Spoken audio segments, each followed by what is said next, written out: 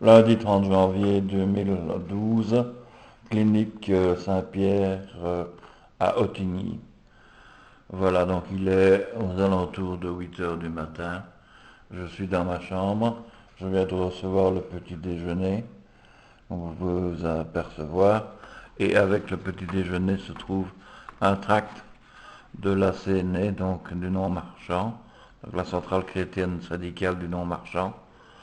Je vous lis, je ne vais pas vous lire le détail, l'ensemble, mais je trouve que c'est intéressant de recevoir ça, donc le jour où c'est la grève générale, et d'en parler ici aussi pour que quelque part il reste une trace de cette action qui, qui, qui se passe justement sur le lieu où je suis hospitalisé. Voilà, je vous lis en vitesse, donc le début de ce texte, à l'attention des patients et des familles, le 30 janvier 2012.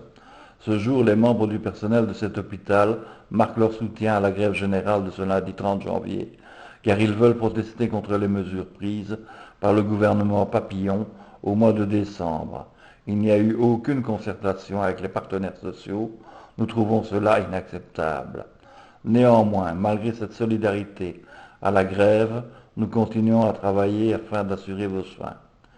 Ces mesures concernent tous les secteurs mais touchent de plein fouet les travailleurs des soins de santé. Quelques exemples des mesures indigestes qui toucheront les travailleurs de cette institution. Il faudra atteindre 55 ans pour pouvoir lever le pied, c'est-à-dire prendre un créditant. Et si les travailleurs prennent un créditant, c'est tout simplement pour tenir le coup.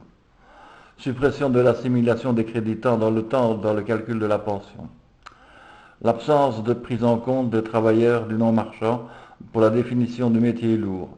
Des horaires variables de jour comme de nuit, la charge de travail sans cesse en augmentation, la charge physique importante. L'arrêt des préventions dans notre secteur et l'augmentation de l'âge de la retraite anticipée pour arriver à 62 ans après 40 ans de carrière. Mais prendre soin des autres suppose d'être en forme soi-même également. Il n'y a rien de prévu pour un accord marchand pluriannuel. La seule compensation est de l'emploi et l'emploi prévu pour 2013, alors que l'on sait que l'emploi des précédents accords n'est même pas réalisé, qu'il y a une pénurie d'infirmiers sur le terrain, et pour cause, vu les conditions et la charge de travail, comment dès lors attirer des jeunes dans la profession? La réduction de la norme de croissance dans les soins de santé va entraîner des restructurations dans les soins de santé avec perte d'emploi, labo, radio, mais aussi une détérioration des conditions de travail pour tous et aussi de la qualité des soins. Le budget fait peser l'austérité sur le dos des travailleurs. 80% de l'effort budgétaire repose sur le dos des travailleurs.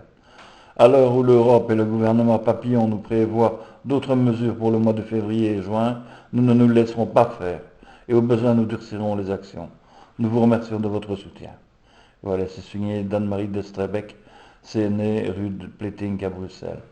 Voilà, ben, bon, c'est la CNE, c'est pas la FGTB.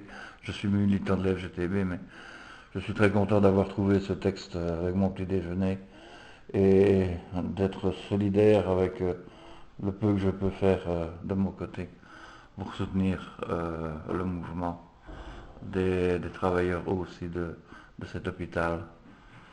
Aujourd'hui 30 janvier 2012, jour de grève générale.